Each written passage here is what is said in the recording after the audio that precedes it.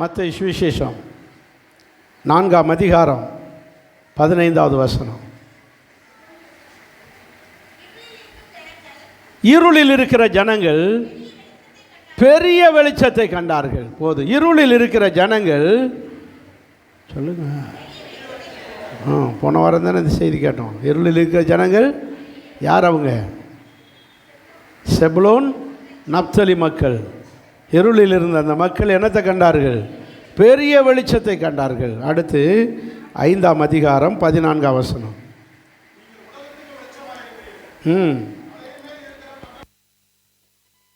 நீங்கள் உலகத்துக்கு வெளிச்சமாக இருக்கிறீர்கள்.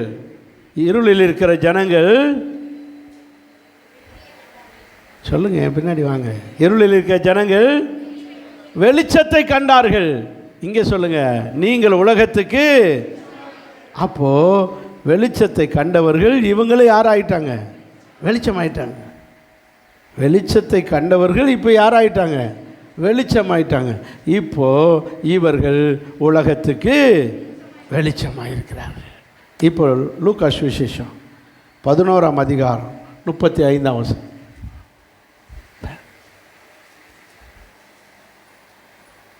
பிரைஸ். ஆமென். உன்னில் உள்ள வெளிச்சம் இருளாகாதபடிக்கு வெளிச்சத்தை கண்டார்கள், வெளிச்சமாய் மாறினார்கள். வெளிச்சம் இருளாகாதபடிக்கு எச்சரிக்கை. இருளில் இருக்கிற ஜனங்கள் சொல்லுங்க, அப்படி சொல்லணும், பெரிய வெளிச்சத்தை கண்டார்கள். இப்பொழுது கண்ட மக்கள் யாராயிட்டாங்க? வெளிச்சமாயிட்டாங்க. இப்போ சொல்கிறாரு, உன்னில் உள்ள வெளிச்சம் இருளாகாதபடி எச்சரிக்கை. இதான் இன்னைக்கு செய்தி. நல்ல பிதாவே, இந்த வசனத்தை நாங்கள் தியானிக்க போகிறோம். எங்களை பலப்படுத்துங்க, எங்களோடு பேசுங்க. ஒருவரும் வந்த வண்ணமாய் போகாமல் விடுதலையோடு ஆசீர்வாதத்தோடு செல்ல கர்த்தர் உதவி செய்யுங்க. வசனத்தை கொண்டு எங்களோடு இடைப்படுவீராக. இயேசுவின் நாமத்தில் பிதாவே,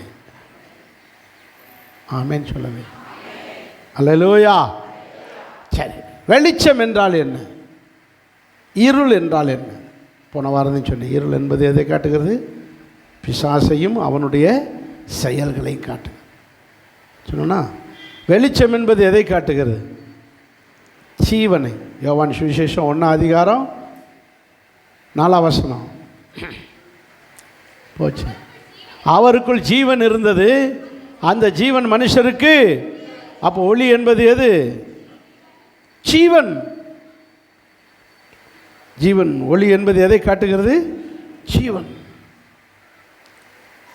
அந்த ஜீவன் ஒளியாக மாறுகிறது. இப்போ நான் சொல்லுகிறதை நன்றாக கவனம். இன்றைக்கி இன்னும் கொஞ்சம் வித்தியாசமாக சொல்ல போகிறேன். இன்றைக்கி இங்கே வசனத்தின்படி வெளிச்சம் என்பது எதை காட்டுகிறது? வாசிங்க. 5ஆம் அதிகாரம், மத்தேயு 5ஆம் அதிகாரம் 16வது வசனம்.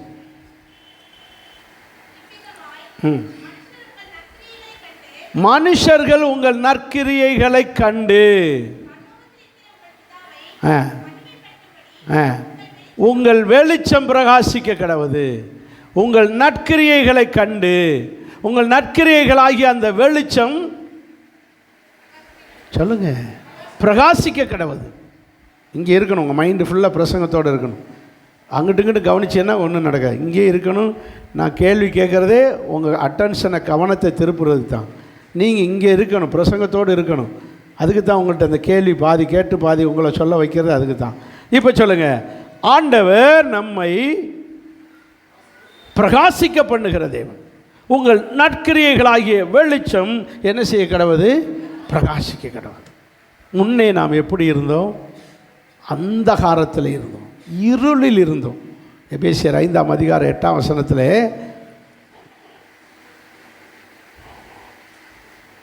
எபேசியர் 5:8,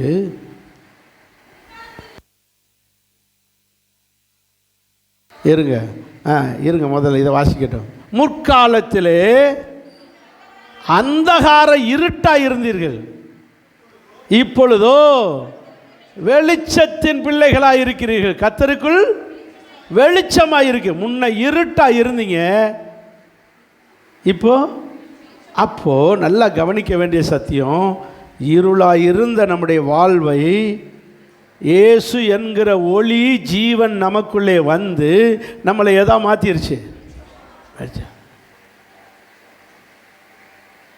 நல்லா கவனிக்கணும். த லேம்ப் அண்ட் லைட், விளக்கு,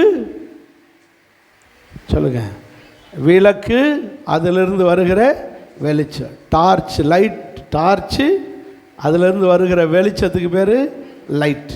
அதனால் மொத்தத்தில் பேர் டார்ச் லைட். டார்ச்சு லைட் ரெண்டையும் சேர்த்து என்ன பேர் வச்சிட்டோம்? Torch light. விளக்கு, வெளிச்சம். பழைய காலத்தில் கிராமத்தில் பார்த்திங்கன்னா நம்ம ஊர்கள்லேயே கரண்ட் இல்லாத வீடுகள்லாம் என்ன இருந்துச்சு?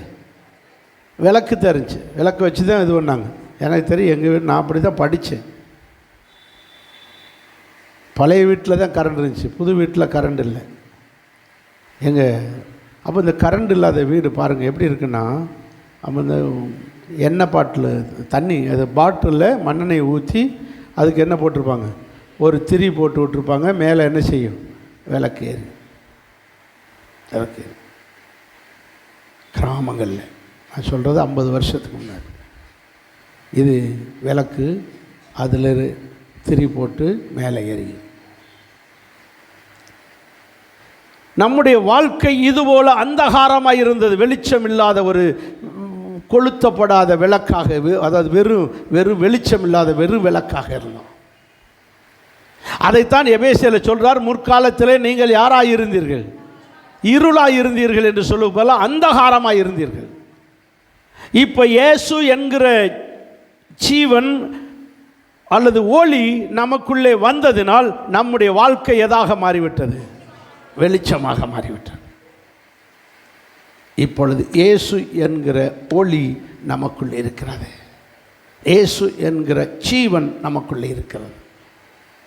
எத்தனை பேருக்குள்ளே இயேசு இருக்கிறார்? அல்லேலூயா. இயேசு இல்லாவிட்டால் நாம் யாராகி விடுவோம்? இருளாகி விடுவோம்.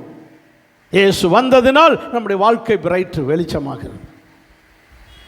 சரி, இப்போ நாம் கவனிக்க வேண்டிய ஒரு சத்தியம், கர்த்தர் சொல்லுகிறார், உனக்குள் இருக்கிற இந்த வெளிச்சம் என்ன? ஒன்று ஜீவன். இந்த வெளிச்சம் எது? இருளாக இருந்த நம்மளை எதை ஆக்கினது? வெளிச்சம். வெளிச்சம்னா என்னது? ஜீவன் என்னது? உயிர். ஜீவன் என்னது? உயிர். இந்த உயிராகி இந்த ஜீவன் யாரு? ஏசப்பா. அப்போ ஏசப்பா நமக்குள்ளே வந்ததுனாலே நம்முடைய வாழ்க்கை வெளிச்சமானது. என்ன அப்படி வெளிச்சமானது? வெளிச்சம்னா என்ன? அது 5:16 மத்தேயு 5:16.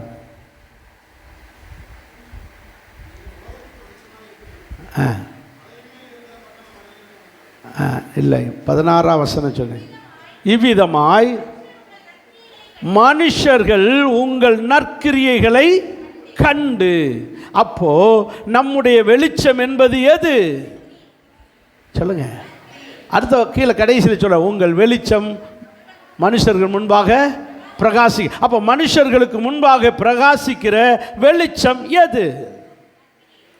சொல்லுங்க. நற்கிரியை.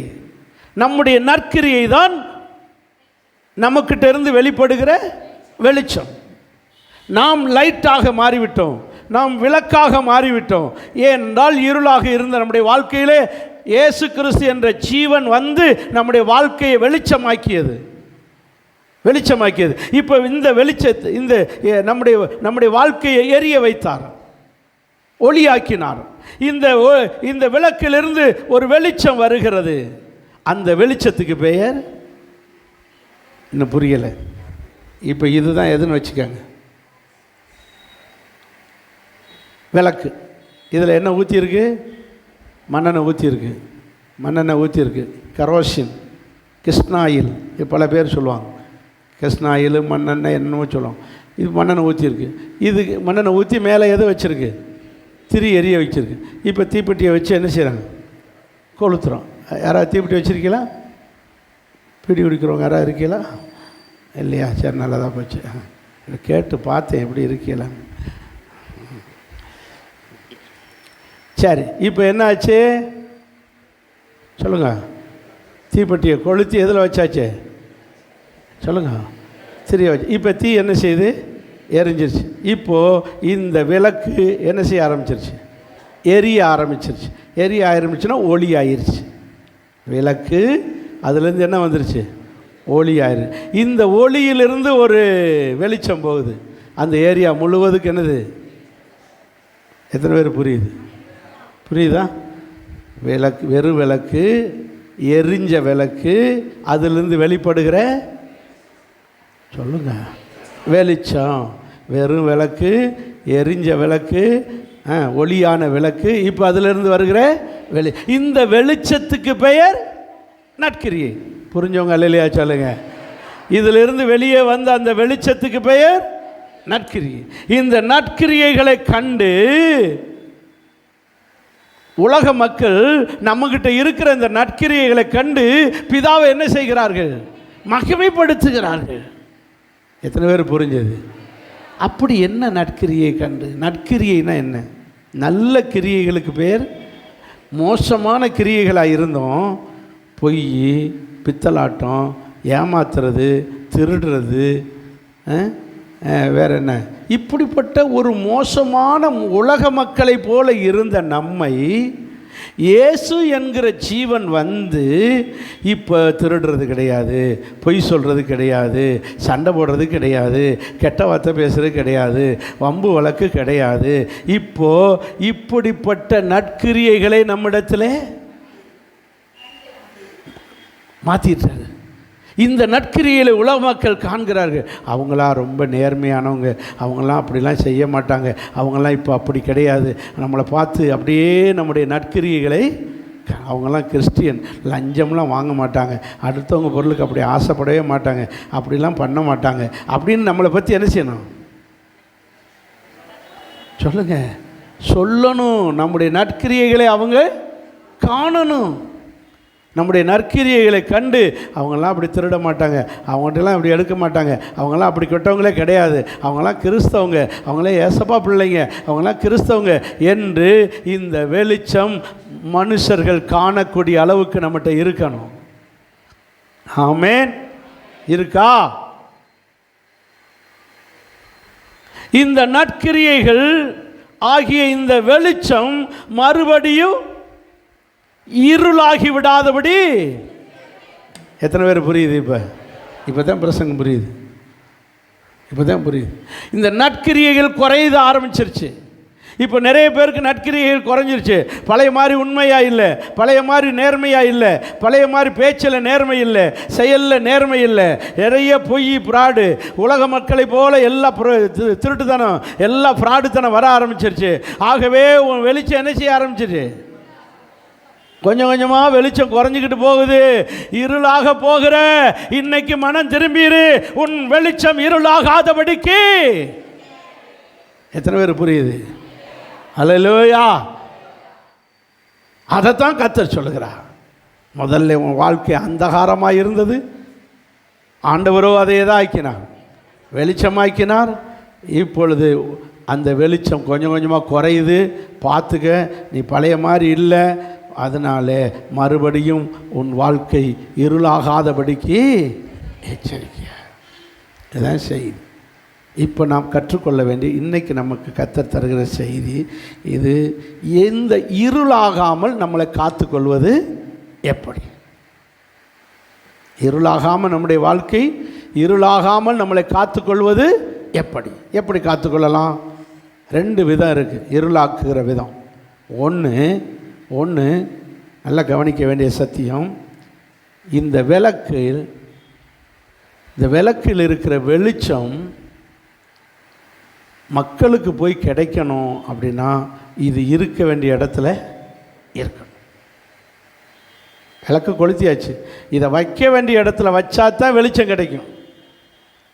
அப்போது ஒரு தேவனுடைய பிள்ளை நாம் விளக்காக மாற்றி இருக்கிறார். நம்முடைய வெளிச்சம், நம்முடைய நல்ல விளக்காக மாற்றின நம்ம தேவன் நம்மளை ஒரு வைக்க வேண்டிய இடத்துல வைக்க விரும்புகிறார்.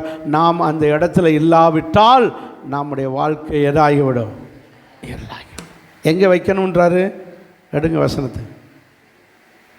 விளக்கை கொளுத்தி முடி வைக்காமல் எங்கே வைப்பாங்க?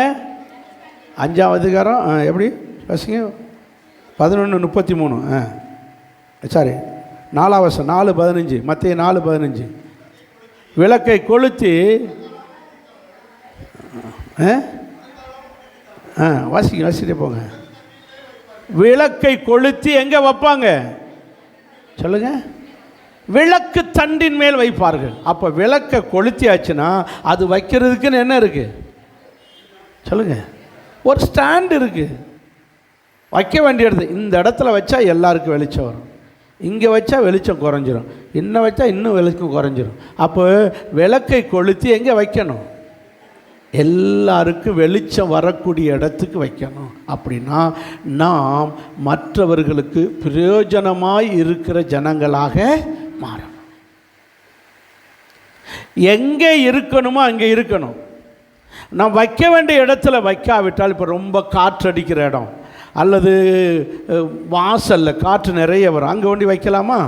வைக்க முடியாது. அப்போது வைக்க வேண்டிய இடத்துல சேஃபான இடத்துல வைக்கணும். இப்போ உங்களுக்குள்ளே இயேசு வந்துட்டார்.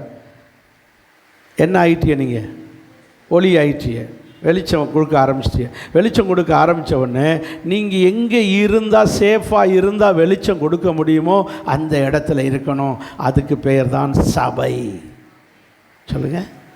ஒரு நல்ல விசுவாசி தொடர்ந்து சபையிலே சரியாக இருந்தால், நீங்கள் சபையில் ஒழுங்காக இருந்தால் தொடர்ந்து என்ன கொடுத்துக்கிட்டே இருப்பீங்க?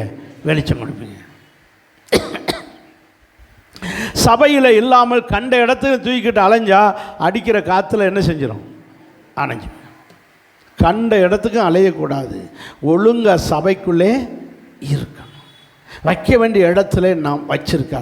உங்களுக்கு ஒரு நல்ல சபையை தந்திருக்கிறான். இது சேஃப், எந்த காற்றும் அடிக்காது, உங்கள் விளக்கை அணைய விட மாட்டான். ஆமேன், அல்லேலூயா. சரி, இது ஒரு விளக்கு தண்டின் மேல் இருக்க வேண்டும். விளக்கு தண்டின் மேல் இருக்க வேண்டும். ஒரு நல்ல ஆவிக்குரிய சபையில் இருக்க வேண்டும். நல்ல ஆவிக்குரிய ஆவியில் நிரம்பி ஜெபிக்கிற, ஆவியில் நிரம்பி போதிக்கிற நல்ல போதனை நிறைந்த இடத்துல நாம் இருக்க வேண்டும். ஆமேன். ரெண்டாவது, இந்த விளக்கை கொளுத்தின பிறகு இந்த வெளிச்சம் அணைந்து விடாமல் இருக்கிறதுக்கு ஒரு முக்கிய காரணம், இந்த விளக்கிலே எண்ணெயோடு திரி இணைஞ்சிருக்க வேண்டும். சொல்லுங்கள், நான் சொல்ல புரியுதா? இது எரியுது, விளக்கு எரியுது. இதிலேருந்து என்ன வந்திருக்கு? உள்ள திரி இருக்குது. உள்ள இங்கே வரைக்கும் என்ன கிடக்கு? எண்ணெய் இருக்குது, மண்ணெண்ணெய் இருக்குது, ரோஷன் இருக்குது. இந்த எண்ணெய்க்கும் இந்த திரிக்கு என்ன இருக்கணும்? கனெக்ஷன். திரி எண்ணெயை தொட்டுக்கிட்டே இருக்கணும். எண்ணெயை தொட்டுக்கிட்டே இருந்தால் தான் முழு திரியும் போய் முங்குனா ரொம்ப நல்லது. ஆனால் கொஞ்சமாவது திரி என்ன செஞ்சுக்கிட்டு இருக்கணும்? எண்ணெயை தொடணும். அப்போ தான் எது எரியும்? சொல்லுங்கள், விளக்கு எரியும். அப்படி என்றால் உங்களுக்கும் ஆண்டவருக்கும் உள்ள கனெக்ஷன் தொட்டுக்கிட்டே இருக்கணும். எத்தனை பேர் புரியுது? ஆண்டவருக்கு உங்களுக்கு உள்ள ரிலேஷன்ஷிப், தொடர்பு இருந்துக்கிட்டே இருக்கணும்,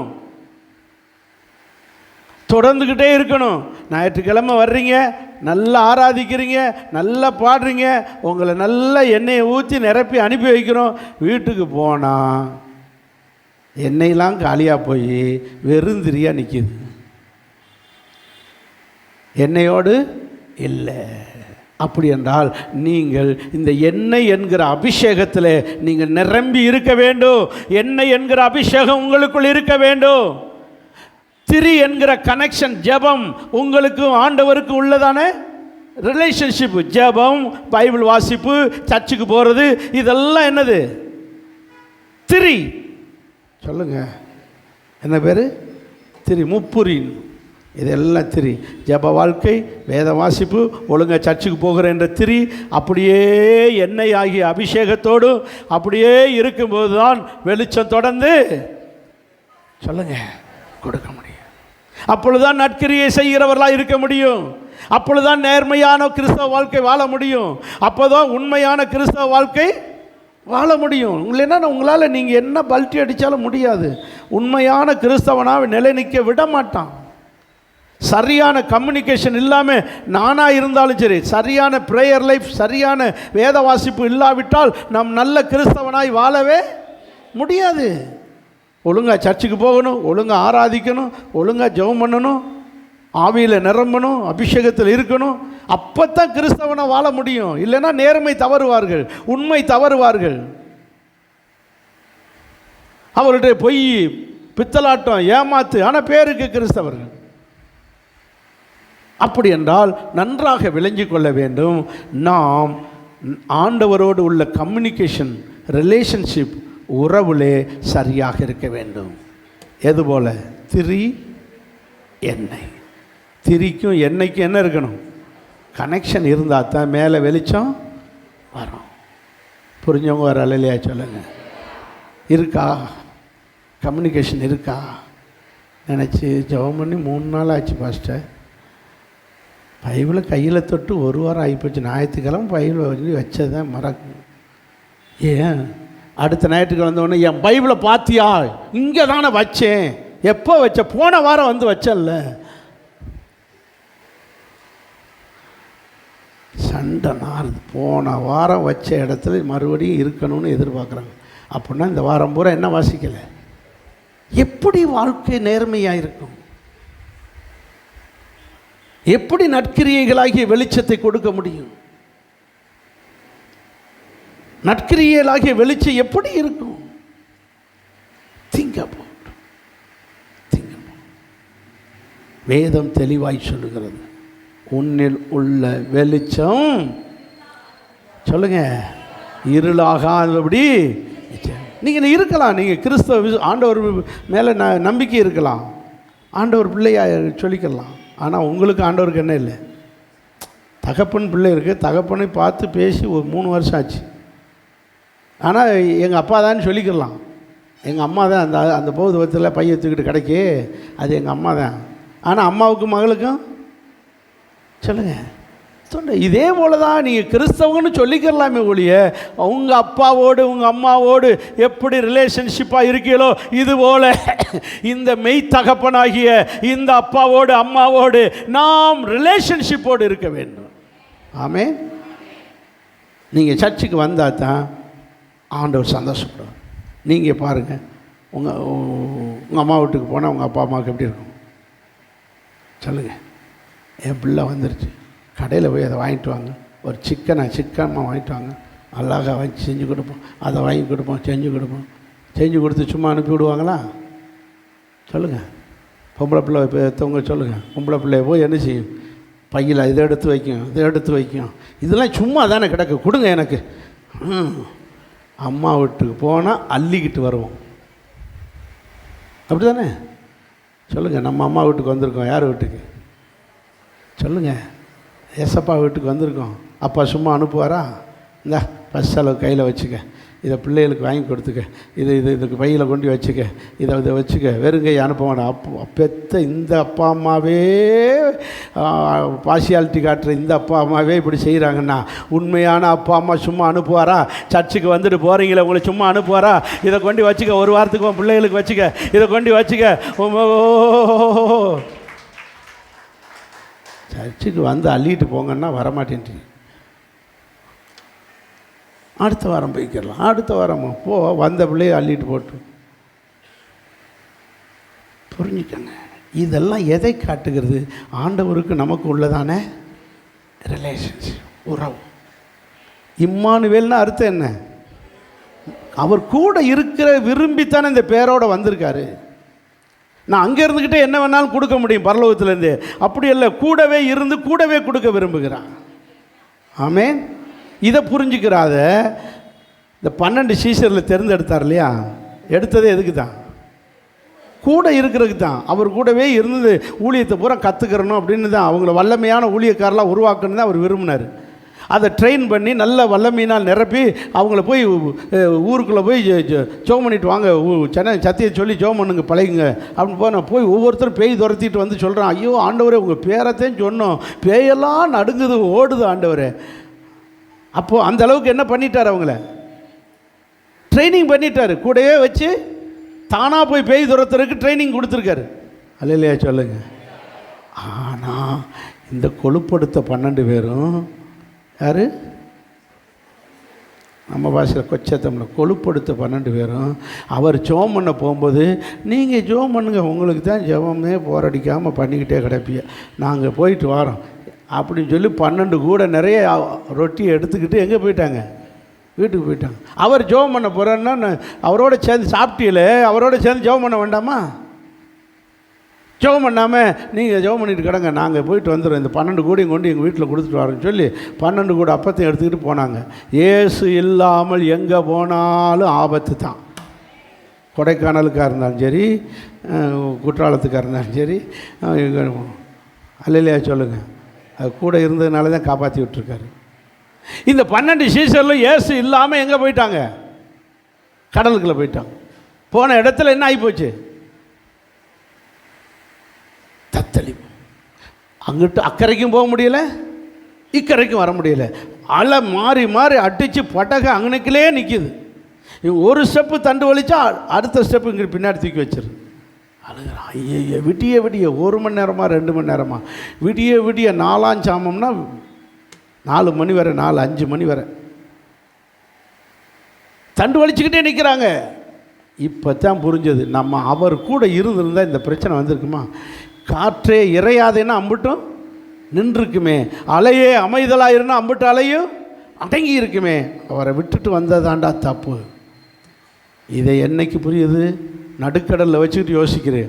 இன்றைக்கி நிறைய பேருடைய வாழ்க்கை இப்படித்தான். ஏசு இல்லாமல் போய் என்னத்தையாவது பண்ணி வச்சுக்கிட்டு இப்போ முழிச்சுக்கிட்டு நிற்கிறாங்க. என்ன செய்ய? இந்து மாப்பிள்ளை பார்த்து கட்டி கொடுத்துட்டு ஏசு இல்லாத கல்யாணத்தை கொண்டு பண்ணி வச்சுக்கிட்டு முழிக்க போகிறாங்க. நிறைய பேர் முழிச்சுக்கிட்டு இருக்காங்க. இந்து மாப்பிள்ளை, இந்து பொண்ணு விக்கிரகத்திட்ட போய் நின்று, விக்கிரகமே இது வரைக்கும் என் மகன் இப்படி விக்கிரக ஏசப்பாட்டை என்ன இன்னைக்குலேருந்து கொண்டு வந்து கல்யாணத்தில் உன்கிட்ட ஒப்படைச்சிட்டேன், முருகா பார்த்துக்க, அவனே பார்த்துக்க அப்படின்னு சொல்லி பிசாசு விடும். அவன் வச்சு நல்லா மசாலா அரைச்ச மாதிரி அரைச்சி காலில் வச்சு மிதித்து தேய்ச்சி, ஐயோ 2 பிள்ளையை விட்டுட்டு போயிட்டு 4 பிள்ளை பாதியில் போய் இப்போ நடுக்கடல் என்னன்னு தத்தளிக்கிறாங்க. ஒரு விசுவாசி ஒருபோதும் தங்கள் பிள்ளைகளை விக்கிரகத்துக்கிட்ட முன்னாடி நிறுத்தவே, கல்யாணமே ஆகாட்டாலும் பரவாயில்ல. வாலிபர்களே, நீங்கள் அப்படி தான் இருக்கணும். செத்தாலும் சரி அப்படி ஒரு வைராக்கியமாக நிற்கணும். நீ அப்படி மீறி போனேன்னா நடுக்கடலில் போய் என்ன செய்வேன் சொல்லுங்கள்? தத்தளிக்க போகிறாயின்னு அர்த்தம். எனக்கு ஏசு பைத்தியக்காரனா, உனக்கு இவ்வளோ தூரம் சுகத்தை படித்து கொடுத்து வேலையை கொடுத்து எல்லா வசதியும் கொடுத்து உன்னை இது பண்ணுவேன், நீ போய் யாரோட கும்மாளம் போட்டுக்கிட்டு இருப்ப? பிசாசோட போய் கல்யாணன்ற பேரில் கும்மாளம் போட்டு கிடப்ப. ஏசுநாதர் பைத்தியக்காரனா?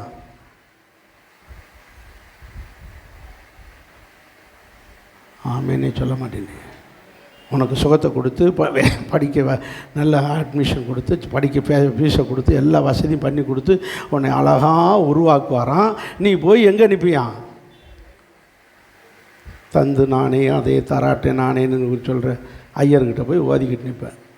என்ன நியாயம்? நான் கத்தரோடு கஞ்சியை குடிச்சிட்டுனாலும் யாரோட வாழணும்? ஆமேன்னு சொல்லுங்கள். குடிக்க விட்டுருவாரா? உலகத்தில் உள்ளவனை பூரா பிரியாணி திங்க விட்டு நம்மளை கஞ்சி குடிக்க விடுவாரா? கத்தர் கை விட்டுருவாரா? வைராக்கியம் வேணுங்க. புளி பசித்தாலும் புல்லை திங்கக்கூடாது. எலியவை சுண்டலியவாது கடிச்சு திம்போம். ஆமேன்னு சொல்லுங்கள். அப்படின்னா என்ன? ஒரு சின்ன வேலையை பார்த்தினாலும் வாழுவேன். யாரோடு தான் இருப்பேன் சொல்லுங்கள். இந்த உலக வாழ்க்கை கொஞ்ச நாளுங்க. என்ன பெரிய கல்யாணன்றிய பிள்ளை என்ன? நீங்களே இருக்குங்க, எல்லாம் கல்யாணம் பண்ணியிருக்கேன். நானும் கல்யாணம் பண்ணி மகளை பார்த்தேன், வளர்த்தேன். ஐயோ ஓடி ஓடி ஒவ்வொரு டியூஷன்லையும் விட்டு கூட்டிகிட்டு வர, காலேஜுக்கு அனுப்பி விட வர, கூட்டிகிட்டு வர, அங்கேயே இந்த பஸ்ஸில் வருவான்னு அங்கேயே பஸ் ஸ்டாப்லேயே நின்று காணாமே சீன்னு வெறுத்து போயிடும். கொண்டு போய் விட்டுட்டு வரணும், அட்மிஷனுக்கு வரணும், அங்கே இன்டர்வியூ கூட்டு வரணும், அப்புறம் மாப்பிள்ளை வீட்டுக்கு பார்த்து பொண்ணை பார்த்து ஒரு மாப்பிள்ளை கல்யாணத்தை பண்ணி எல்லாம் முடிச்சு என்னடா எப்படி இருக்கேண்ணா கொஞ்சம் வேலையாக இருக்குது, இப்போ எங்கள் வீட்டுக்காரர் வந்துடுவார், நீங்கள் வைங்க அப்புறம் பேசுகிறேன் உங்களுக்கு.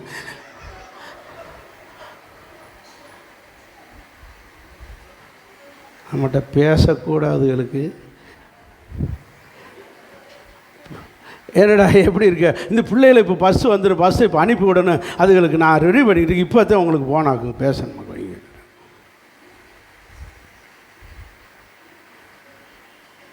பேசக்கூட என்ன இல்லை, நேரம் இல்லை. என்ன பெரிய பிள்ளைகள். இதில் காசு இல்லைன்னு வைங்க, சம்பாத்தியம் ஒன்றும் இல்லைன்னு வச்சுக்க, ஒரு பிள்ளை கூட பெற்றோரை மதிக்கிறது இல்லை. இதுதான் உலகம். இப்போ கூப்பிட்டா என் வீட்டுக்காரரு, என் பிள்ளைகள், என் மனைவி, என்னடா அம்மா அம்மானு சுற்றி சுற்றி வந்தேன், இப்போ என்னடாண்ணே அதெல்லாம் அந்த காலமா, இன்னுமா அப்படி இருக்கிய நீங்கள்? என் பொண்டாட்டி என் பிள்ளை, எங்கள் வீட்டுக்காரரு என் பிள்ளை, அப்படியே போச்சு. அப்புறம் அவங்க பிள்ளைய அட்மிஷன், அவங்க நம்ம என்ன எதுக்கு இதுகளுக்கு போய் இம்புட்டு பாடுபட்டுக்கிட்டு? ஒழுங்காக கர்த்தருக்குள்ளே வளர்த்துவோம். ஆமென். கர்த்தரோடு இருக்க பழக்குங்க. நம்ம டியூட்டி என்ன? ஏதோ பிறந்துருச்சு நமக்கு, அதை வளர்க்கணும், படிக்க வைக்கணும், கட்டி கொடுக்கணும், நான் அதோட முடிச்சுக்கணும். இதை இடையில் கொண்டு போய் பிசாசு கட்டி வச்சிடக்கூடாது. பிசாசுக்கிட்ட கொண்டு சேர்த்து வைக்கிறது. இந்தா நீ கொஞ்சம் பார்த்துக்க. அவன் விடுவானா? கல்யாணத்துக்குன்னு வந்தவனை இறுக்கி பிடிச்சிக்கிடுவான். யார்? வீடு பாலுகாட்சின்ற பேரில் நம்ம கஷ்டப்பட்டு உனக்கு ஒரு வேலை கொடுத்து வீடு கட்டி கொடுத்தா, அது கிரகப்பிரவேசன்ற பேரில் யாரை வச்சு ஒதுக்கிட்டு இருக்க சொல்லுங்க? அப்போ யாரை வீட்டுக்குள்ளே உட்கார வைக்கிற? பிசாச. உங்கள் வீடு பிசாசு வீடாக மாறுது. எப்படி ஆண்டவர் ஒத்துக்குருவார்? இதுக்காக உனக்கு அடுத்த பணம் கொடுத்தாரு, வீடு கட்டி கொடுத்தாரு. சடங்கு சாமடி இதெல்லாம் என்ன உலகத்தாரை போல மாறிக்கிட்டு. கர்த்தருடைய பிள்ளைகளே, நீங்கள் வைராக்கியமாக இருங்க. உங்களுக்குள்ளே ஒரு ஆண்டவர் மேலே உள்ள அன்பும் அவர் மேலே வச்சிருக்கிற வைராக்கியம் பெருகணும். செத்தாலும் சாவேன ஒழிய எனக்கு இதெல்லாம் வேண்டாம் அப்படின்னு சொல்லிட்டு ஜாதக புத்தகத்தை பத்திரமா வச்சிருக்கீங்க. என் பிள்ளை கல்யாணத்துக்கு ஜாதகம் பார்க்க பாருங்க, போங்க. ஆண்டவர் ஒன்றும் சொல்ல மாட்டார். என்னை வேண்டான்னு போகிறேன்னா போய்க்க. நான் இருங்க ஆண்டவரே, நீங்கள் ஆலோசனை கத்தர்னு எங்கள் பாஸ்டர் சொல்கிறாரு, எங்கள் ஜோசியக்காரன்ட்டு போய் ஒரு ஆலோசனை கேட்டு வந்துடுறேன், இது பொருத்தமாக இல்லையான்னு. இவரை ஆலோசனை கத்தர்னு இவரை பாட்டு பாடிட்டு இவரை ஆராதிச்சுட்டு ஆலோசனை கேட்க யார்கிட்ட போகிறாங்க? ஜோசியக்காரன். அவன் உன் கையை நீட்டுனான். கடக ரேகை போய் கடலில் கலந்துருச்சு. உன்னைய கொண்டு இந்த கடலில் தள்ள வேண்டியது நீ இன்னும் இருக்க. ரெண்டு ரேகை போய் அப்படியே கடலில் விழுந்துருச்சு. உன்னைய கொண்டு கடலில் தள்ளி இருக்கணும். சரி வா, ராமேஸ்வரத்தில் தள்ளி விட்டுறேன். உன் ரேகை இப்படி இருக்கே, உன் தலையெழுத்து, தலை இங்கே எழுதியா வச்சுருக்கு. அவன் ஜோசியக்காரன் சொல்கிறான், என் தலையெழுத்து இப்படி எழுதியிருக்குன்னு. இதையும் நம்புகிறாங்க. தலையில் யாருக்கு எழுதியிருக்கு சொல்லுங்கள்? எங்கேயாவது தலையில் எழுதியிருக்கா? நீங்களே எந்த டாக்டர் ஸ்கேனை வச்சு பாருங்கள், எங்கள் எழுத்து எப்படி இருக்குன்னு பார்ப்போம். எக்ஸ்ரே எடுத்து பாருங்கள், என் தலையெழுத்து எப்படி இருக்குன்னு. அங்கே என்ன எழுதியா வச்சுருக்கு? உன் புத்தி சரியில்லை, உன் நீ பண்ணுற சேட்டைக்கு உனக்கு இதெல்லாம் நடக்குது. இதில் வேறு இவங்களுக்கு என் தலையெழுத்து சரியில்லை.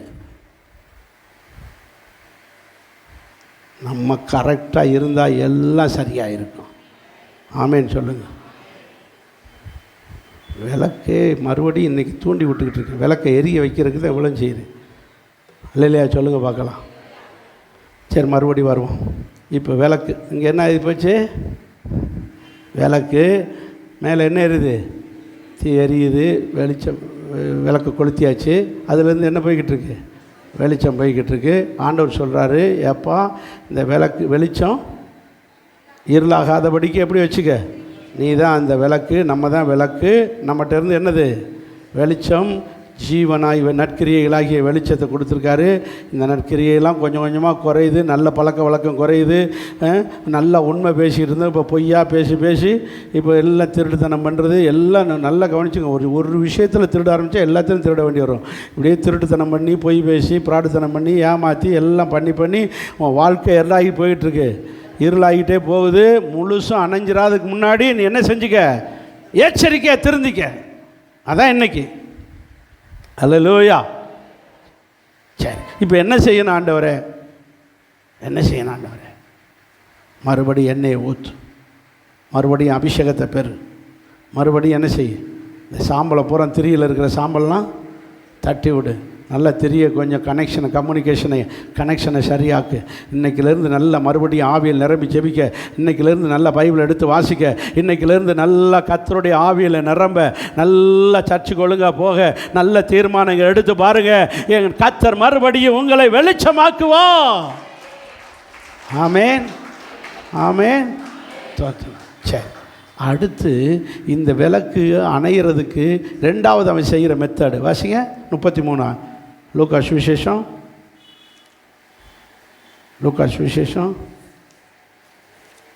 எங்கேப்பா?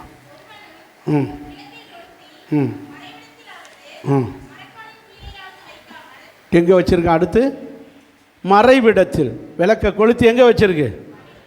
விளக்கை கொளுத்தி மறைவிடத்தில். அப்படின்னா என்ன அர்த்தம்? தண்டின் மேலே வைக்காமல் மறைவான இடத்துல கொண்டு ஒரு கதவுக்குள்ளே அல்லது இடுக்களுக்குள்ளே கொண்டு விளக்கை கொளுத்தி வச்சா வீட்டுக்கு வெளிச்சம் வருமா? அப்போது மறைவான இடத்தில் வைக்காமல் வெளியரங்கமான இடத்துல வைக்கணும். there is no secret Christian, you will be a public Christian. நீ ரகசிய கிறிஸ்தவனாக இருக்கக்கூடாது, நீ பகிரங்க கிறிஸ்தவனாக இருக்கணும். ஆமென். அது மறைவான இடத்துல வைக்கக்கூடிய பொருள் அல்ல. 4 பேருக்கு வெளிச்சம் தெரியக்கூடிய இடத்துல இருக்கணும். அப்படி தானே? விளக்குனா எங்கே இருக்கணும்? 4 பேருக்கு வெளிச்சம் கொடுக்கணும். கிறிஸ்தவன்னா 4 பேருக்கு கிறிஸ்தவன்னு தெரியணும். சர்ச்சுக்குள்ள வரும்போது சிலுவையை தூக்கி வெளியே போட்டுக்கிறது. உள்ளே வெளியே போனோன்னு சர்ச்சு முடிஞ்சவொன்னே தூக்கி சிலுவையை உள்ள ஆஃபீஸுக்கெல்லாம் யாருக்கும் தெரியக்கூடாது, கிறிஸ்தவனே தெரியக்கூடாது. பொட்டை தூக்கி ஒட்டிக்கிறது. ஏன்னா யாருன்னு தெரியக்கூடாது, கிறிஸ்தவன் தெரியக்கூடாது. பொட்டிலே தட்டிடுவார். என்னடா என் பேரை சொல்கிறதுக்கு உனக்கு மனுஷர் முன்பாக என்னை அறிக்கை பண்ணாதவனே நான் தேவனுக்கு முன்பாக என்ன வாழ்க்கை. இந்த பாருங்கள், ஒரு சம்பவத்தை சொல்கிறேன் பாருங்கள். யோவான் சுவிசேஷம் 3 அதிகாரம் 1 வசனத்தில் நம்ம மாப்பிள்ளை யார்?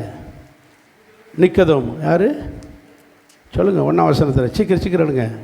யூதருக்குள்ளே அதிகாரியான நிக்கதோமு எண்ணப்பட்ட பரிசேயன் ஒருவன் இருந்தான்.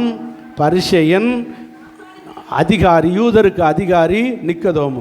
ராத்திரியில் இயேசுவிடத்தில் வந்து, ரபினா போதகரே, நீ தேவனிடத்தில் வந்த போதகர் என்று அறிவோம். ஒருவனும் இப்படிப்பட்ட காரியத்தை தேவன் கூட இல்லாவிட்டால் உங்களை மாதிரி இப்படிப்பட்ட அற்புதங்கள்லாம் செஞ்சுக்கிறவே மாட்டான். ஆகவே நான் பரலோகம் போகிறதுக்கு என்ன செய்யணும்? எப்போ வந்து கேட்குறான்? ராத்திரில். ஆண்டவர்னு தெரியுது, தேவன் கூட இருக்காருன்னு தெரியுது. யார் கூட? ஏசப்பா கூட. தேவன் உங்கள் கூட இல்லாவிட்டால் இப்படி அற்புதமெல்லாம் செய்யவே முடியாது. நீங்கள் அற்புதம் செய்கிற பார்த்தா கடவுளே உங்கள் கூட தான், பிதாவே இருக்கார், உங்கள் கூட தான் இருக்கார். ஆனாலும் நானும் உங்களோட பரலோகத்துக்கு வர்றதுக்கு என்ன செய்யணும்? எப்போ வந்து கேட்குறான்? ராத்திரில் ரகசியமாக கேட்குறான். ஐயா அவனை, நீ மனம் திரும்பாட்டா பரலோகம் போய்க்கிற மாட்டேன். எப்படி சொன்னார்? நீ 5 வசனத்தில், நீ மனம் திரும்பி ஞானஸ்தானம் எடுக்காவிட்டால், ஜலத்தினாலும் ஆவியினாலும் பிறவாவிட்டால் பரலோக ராஜ்யத்துக்குள்ளே அத்தோட மனம் திரும்பினார், ஒப்பு கொடுத்தார், ஞானஸ்தானம் எடுத்தார். 19 அதிகாரத்தில் சிலுவையில் இருக்கிற இயேசுவை இறக்கிறதுக்கு பிலாத்துட்ட போய் பெர்மிஷன் கேட்டு வாங்கினதே நம்ம மாப்பிள்ளை தான். 39 வசனத்தில் 19:39 ஆரம்பத்தில் ஒரு ராத்திரியிலே இயேசுவிடத்தில் வந்திருந்த நிக்கதோமு என்பவன், ரகசிய கிறிஸ்தவனாய் நடித்த வந்தவன், வெள்ளை போலமும் கரிய போலமும் ராத்திரில் கொண்டு வந்து அவர்கள் இயேசுவின் சரீரத்தை எடுத்து யூதர்கள் அடக்கம் என்னும் முறைமையின்படியே அதை சுகந்த வர்க்கங்களுடனே சீலைகளினாலே சுற்றினார்கள். அவர் சிலுவையில் அறையப்பட்ட இடத்தில் ஒரு தோட்டம் இருந்தது. அந்த தோட்டத்தில் ஒரு புதிய கல்லறை இருந்தது. அதையெல்லாம் போய் எடுத்து என்ன செய்தார்கள்? அடக்கம் பண்ணினார்கள். எல்லோரும் சேர்ந்து ஒரு அல்லேலூயா சொல்லுங்கள். எல்லாரும் பயந்து ஓடி ஒளிஞ்சிக்கிட்டு இருக்கிற நேரம், பயந்து ஒளிஞ்சிக்கிட்டு இருந்த இந்த நிக்கதோமு பகிரங்கமாக வந்து இயேசுவின் சரீரத்தை எடுத்து கொண்டு போய் என்ன பண்ணிக்கிட்டு இருக்கார்? சொல்லுங்கள். நான் இயேசுவின் சீஷன். இயேசுவுக்கே இந்த கதி ஆகிருக்கு, சிலுவையில் அரைஞ்சிருக்காங்க. இவன் தைரியமாக சொல்கிறான், நான் இயேசுவின் சீஷன், அவருடைய சரீரத்தை எடுத்து நான் அடக்கம் பண்ண போகிறேன்னு போய் வாங்கி அடக்கம் பண்ணுறான். அப்படின்னா என்ன அர்த்தம்? அந்தரங்க சீஷனாக இருந்தவன் வெளியரங்க சீசனாக பகிரங்க கிறிஸ்தீசனாக மாறிட்டான். இப்படி தான் இருக்கணுமே ஒழிய நீங்கள் மறைவிடத்திலே அந்தரங்க சீசனாக இருக்கக்கூடாது. பகிரங்கமாக நானும் ஒரு கிறிஸ்டியன், நான் ஒரு கிறிஸ்தவன், நான் ஒரு ஏசப்பா பிள்ளை, பைபிளை தூக்கிட்டு இப்படி வரணும். கூடைக்குள்ள ஒழிச்சு வச்சுக்கிட்டு பைபிளை நான் சர்ச்சுக்கு போகிறதே தெரியாமல் இருக்கிறதுக்கு வேண்டாம். அரசாங்க வேலை கொடுக்காட்டா வச்சுக்க, உன் வேலையை நீனே வச்சுக்க. என்னடா இந்தியாவில் இருக்கிற அத்தனை பேர் அரசாங்க வேலையை பார்த்துக்கிட்டு இருக்கான். படித்த அரசாங்க வேலைக்கு தான் போகணுன்னு சட்டமா? இருக்கிற கஞ்சியை குடிச்சுக்கிட்டனாலும் ஒரு வேலையை செஞ்சு நான் பரலவும் போவேன்.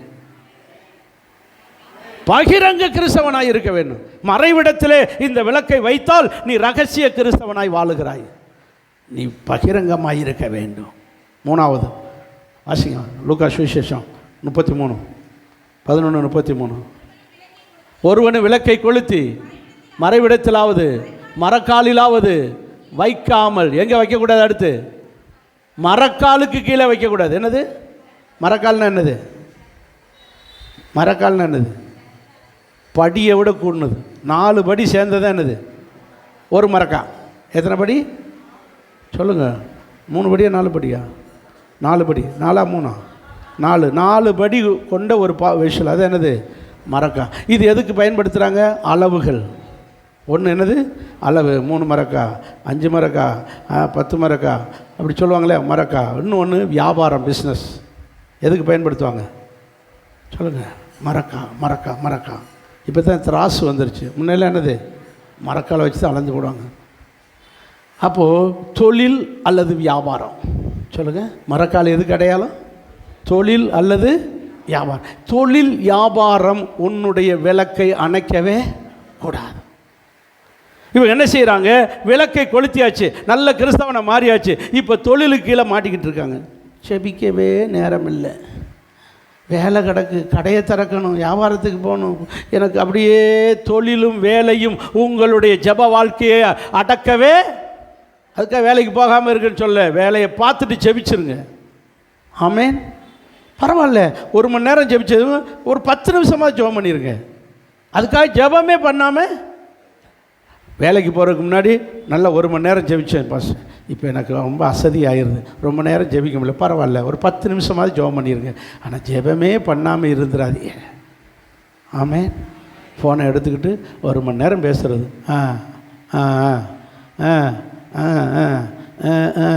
எத்தனை மணி நேரம்? அதான் அப்படித்தான் இருக்குது, உனக்கு இருக்குது. இப்போ நிறைய வேலையாகுது. ஒரு 2 நிமிஷம் அதுக்கு சுத்தமாக ஃபோன் பண்ணேன், இருக்கேன் கொஞ்சம் வேலையாக இருக்கேன், அப்புறம் பேசுகிறேன், நல்லா இருக்கீல்ல? நல்லா இருக்கேன், ரைட்டு வச்சுருங்க. அப்போது டெய்லி என்ன செய்கிறாங்க? பேச வேண்டிய நபர்கிட்ட பேசிடுறாங்க. ஃபோன் எடுத்து நம்ம பேச வேண்டிய நபர்கிட்ட டெய்லி என்ன செஞ்சிடணும்? பேசிடணும். ஆண்டவரே ஒரு 10 நிமிஷம், ஒரு 5 நிமிஷம், 10 நிமிஷம் ஜெபம், 5 நிமிஷம் ஜெபம், 5 நிமிஷம் பைபிள் வாசிப்பு. டெய்லி ஆண்டவரோடு பேசியே ஆகணும். விளக்குக்கு எண்ணெய் ஊற்றியே ஆகணும். அப்போ தான் நம்முடைய பிரகாசிக்க முடியும். ஆமேன்னு சொல்லுங்கள். அல்லேலூயா. உன்னில் உள்ள வெளிச்சம் இருளாகாதபடி உன்னுடைய பிஸ்னஸ், உன்னுடைய வியாபாரம், உன்னுடைய தொழில் மரக்காலிலே மூடப்படாமல் இருக்கணும். அதையும் மீறி நான் அப்படித்தான், எனக்கு நேரம் இல்லை, சம்பாதிப்பேன்னா மொத்தமாக சம்பாதிங்க. நீங்கள் சர்ச்சுக்கு தசமமாக கொடுக்காம சம்பாதிங்க, ஆராதிக்க போகாமல் சம்பாதிங்க, அப்புறம் எல்லாம் சம்பாதிங்க. இந்த எவ்வளோ வந்திருக்கு? ஒரு 5 லட்சம் மிச்சமாக இருக்குது இந்த வருஷத்தில். உனக்கு 10 லட்சத்துக்கு ஒரு செலவை உண்டாக்குவார். ஹலோ, 5 லட்சத்தை சம்பாதிச்சிருப்பேன், உனக்கு 10 லட்சத்துக்கு ஒரு செலவு வரும். காணிக்க கொடுக்காம, ஆராதிக்க போகாமல், ஜெபம் பண்ணாமல் சேர்த்து வச்ச பணத்துக்கெல்லாம் என்ன வருது? செலவு வரும். இது வேணுமா? ஒழுங்காக கொண்டு, ஒழுங்காக ஆராதிச்சு, ஒழுங்காக பைபிள் வாசித்து, ஒழுங்காக தசமாக செலுத்தி, ஒழுங்காக இருந்தால் இந்த வீண் செலவே வராது. விசுவாசிக்கிறவங்க அல்லையா சொல்லுங்கள். இதை ப்ராக்டிஸ் பண்ணி சொல்லுங்கள். நான் அனுபவித்து சொல்கிறேன். நாம் கரெக்டாக இருந்தால் நமக்கு ஒரு குறையும் வராது. இல்லைன்னா வேஸ்ட்டு செலவு வரும். வேஸ்ட்டு செலவு. விவசாய மகசூல் கொடுக்காது. 10 மூடை விளைஞ்சது 5 மூடை தான் கொடுக்கும், 2 மூடை தான் கொடுக்கும். மாடு வளர்க்குறோமா, காடு வளர்க்குறோமா, ஒரு நோய் வந்து டொபுக்கு டொபுக்குன்னு சாகும். எதுக்கு இப்படி சாகுதேன்னு கொஞ்சம் சென்னை செஞ்சு பார்க்கணும், சிந்திக்கணும். எதுக்கு? ஒரு நன்மை கர்த்தரை தேடுகிறவர்களுக்கு ஒரு நன்மையும் குறையாது. இந்த பால் மாடு ஏன் செத்துச்சு, இந்த ஆட்டுக்குட்டி ஏன் செத்துச்சு, சிந்திக்கணும். நான் ஒழுங்காக தசமாவும் கொடுக்கல, ஒழுங்காக சர்ச்சுக்கு போகல, ஒழுங்காக ஆராதிக்கலை, வீட்டில் மற்ற கிழமைகளில் வீட்டில் ஜெபம் பண்ணுறது கிடையாது, பைபிள் வாசிக்கிறது கிடையாது, கடவுளோடு சரியான கம்யூனிகேஷன் இல்லை. இதுதான் நமக்கு நஷ்டத்துக்கு காரணம் என்று உணர ஆரம்பிக்கணும். அப்படி இருந்தால் நமக்கு ஒரு குறையும். ஆமேன்னு சொல்லுங்க.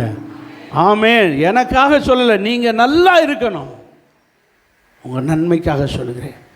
இன்றைக்கி நிறைய கிறிஸ்தவர்கள் உண்மை இல்லாமல், நேர்மை இல்லாமல், ஆண்டவரிடத்தில் சரியான ஐக்கியம் இல்லாமல், ஒரு ஜெப வாழ்க்கை இல்லாமல், ஒரு பேருக்கு வந்துக்கிட்டு அப்படி உட்காந்து கொஞ்சம் நேரம் ஒரு பாட்டை பாடிட்டு அல்லேலூயா துதி மகிமை, சரிங்க பாஸ்டர், ஆமேன் ஆமேன், பொசுக்குன்னு ரெண்டு முழிச்சிக்கிற பார்த்துக்கிற, அவர் ஒரு சின்ன தூக்கம் தூங்கிக்கிற, ஆமேன் ஆத்மாவே போயிட்டு வரேன் பாஸ்டர், தோத்துறோம் தோத்துறோம் தோத்துறோம்.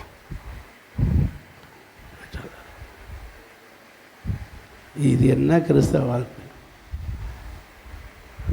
போயிட்டு வரேன், தோத்திரம் பிரதர், தோத்திரம் சிஸ்டர், தோத்திரம், நல்லா இருக்கீங்களா, போயிட்டு வரேன். கீழே இறங்கி செருப்பு போட்டு போகிறதுக்குள்ள வெறும் தோத்திரமாக தான் இருக்குது. நமக்கு ஆத்திரமாக வரும் அவருக்கு. என்னடா ஜெபம் பண்ண, என்ன நீ ஜெபம் பண்ண, என்ன ஆவி ஒன்று கிறிஸ்தவ வாழ்க்கை வச்சுக்கிட்டு தர.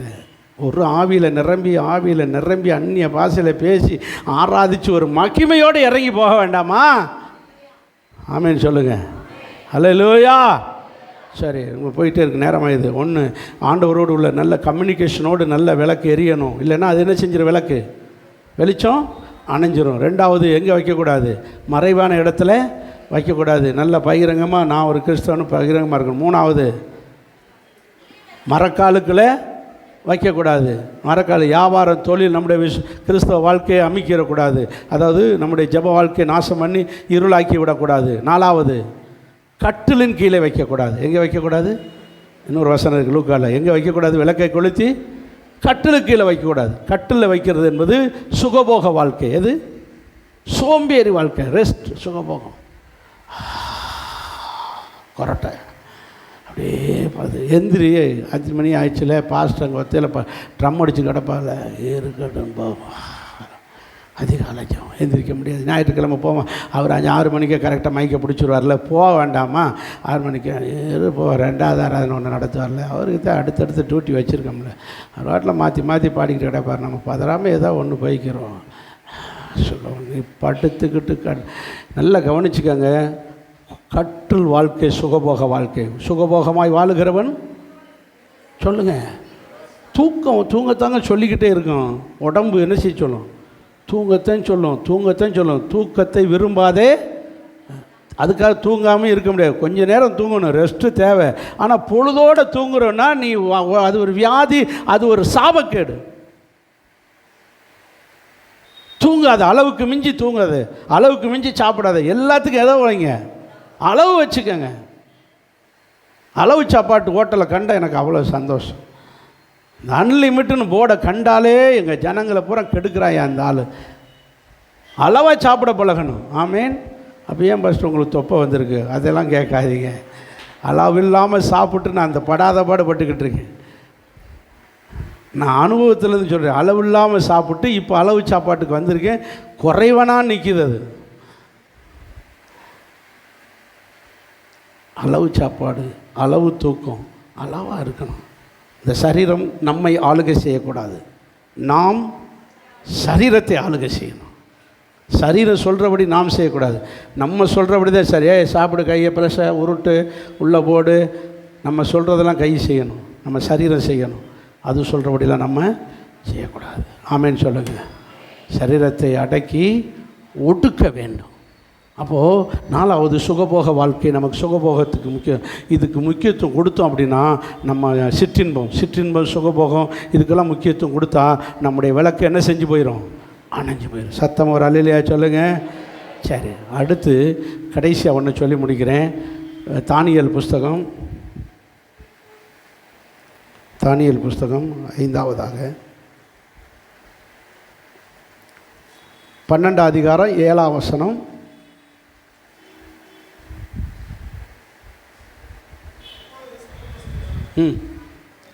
நடுவில் வாங்க.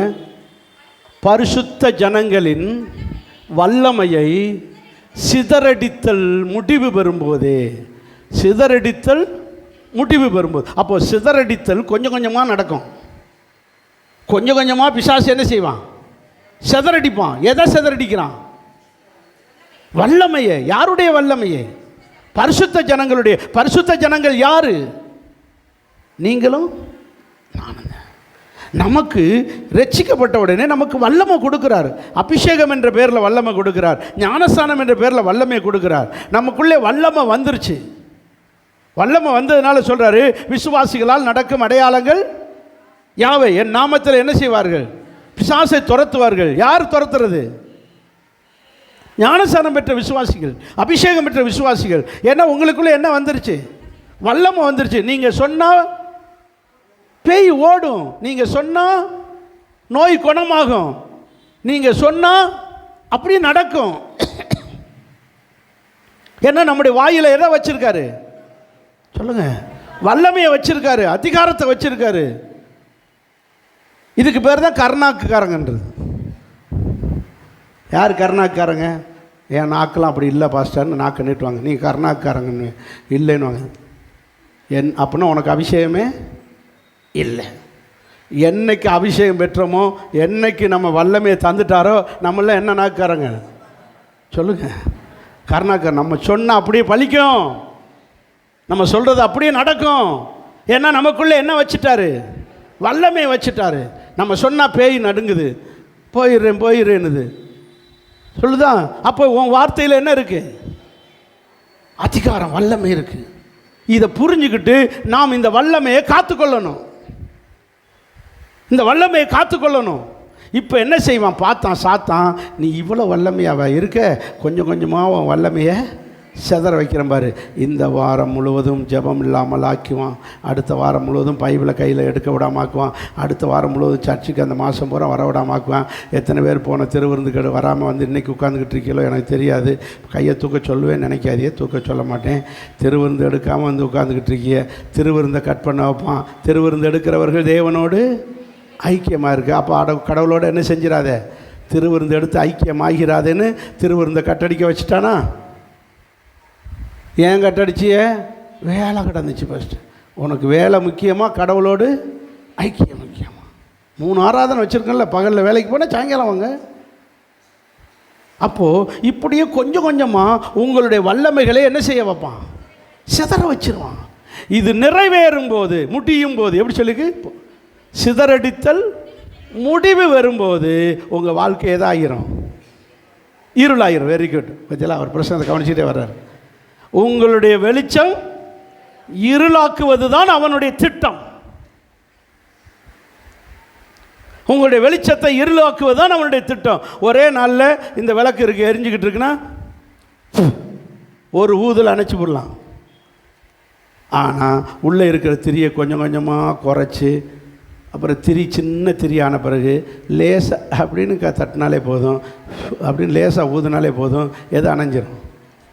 கஷ்டப்பட்டு ஊதுன்னு அவசியம் இல்லை. அப்படின்னா ஜெபம் இல்லாமல் ஆக்குவான், பைபிள் வாசிக்காமல் ஆக்குவான், சர்ச்சுக்கே போக விடாமாக்குவான், தசமாகவே கொடுக்க விடாமாக்குவான். இப்படி எல்லாத்தையும் ஆக்கி கடைசியில் பேருக்கு ஒரு கிறிஸ்தவங்களை வந்து பாம்போல் அப்பாராணியாக உட்காந்து அப்படியே ஆமேன் ஆமேன்னு பூன்னு ஊதுனா கூட அவ்வளோதான், போச்சு, இருளாகி போயிடும். முடிஞ்சது கதை, அவ்வளோதான் முடிஞ்சது. என் வாழ்க்கையே எதாகி போச்சு. இப்போ எங்கே? சர்ச்சுக்கே போகிறதில்ல. 6 மாதமாச்சு அந்த பக்கம் போகணும். பாஸ்டர் தான் கூப்பிட்டுக்கிட்டே இருக்கார். விசுவாசிகள்லாம் கூப்பிட்டாங்க, போகாமல் கிடக்கு. போகணும். எப்படியா கிறிஸ்மஸ்க்காவது போயிடணும். எங்கே விடுவானா? உங்கள் மாமா மகனாவே சாத்தான் என்ன உங்கள் மாமா மகனா? சித்தப்பா பெரியப்பா பிள்ளையா? நம்ம அண்ணன் தம்பி அக்கா தங்கச்சியான போகட்டுன்னு விட்டு கொடுத்துரு. நசுக்கி புழிஞ்சு துணியாக புழிஞ்ச மாதிரி புழிஞ்சிருவான் நம்மளை. எங்கே போகணுன்னு நினைக்கிற? திரும்ப சர்ச்சுக்கு. கடல்லேருந்து குளத்துலேருந்து மீனை பிடிச்சாச்சு, அது திரும்ப குளத்துக்கு போகணுன்னு நினச்சா விடுவியலை நீங்கள்? தலையை திருகி என்ன துள்ளிக்கிட்டு கிடக்க போகணுன்னு ஒரு அட்டி போட்டு திரும்ப சர்ச்சுக்கு போகிறாங்களாம். போவியலோ? பொழிஞ்சு எடுத்துருவான். யார்? சாத்தானுடைய குணத்தை தெரியாமல் விளையாடாதீங்க. அவனை தூரமாகவே வச்சுக்கிறணும். அவனை பக்கத்துலேயே அண்டை விடவே கூடாது. நம்மளை வாழ விட மாட்டான். அவனுடைய குணம் தெரியாமல் நான் ஏன் இவ்வளோ இதாக ஆதங்கத்தில் சொல்கிறேன், அவனோட எந்த சவகாசமும் வைக்காதீங்க. கொடுக்கல் வாங்கல் எதுவும் வைக்காதீங்க. அவனுக்கு இடமே கொடுக்காதீங்க. சாத்தானுக்கு இடமே கொடுக்காதீங்க. அவன் மோசமானவன். நம்ம குடும்பத்தை அழித்து நம்ம வாழ்க்கையை தொலைச்சி நாசம் ஆக்கிடுவான். உன்னில் உள்ள வாழ்க்கை வெளிச்சம் இருளாகாதபடி எச்சரிக்கையாக கவனமாக இருங்கள். கர்த்தர் நம்மளை மென்மேலும் உயர்த்தி நம்மளை மென்மேலும் ஆசீர்வதித்து நித்தியத்தை தருவாராக. ஆமென். கண்கள்